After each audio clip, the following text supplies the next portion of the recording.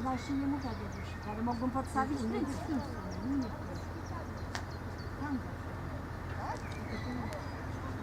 Potem przyjedzie i sama pojedzie do styku.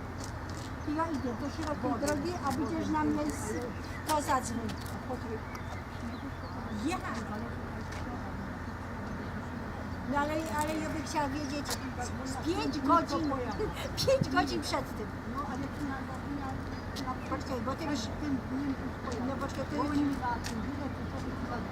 No, ty przyjedziesz w poniedziałek. No to dzwonią. Ty już powinna dzień przed tym do wieczora wiedzieć. jaki co?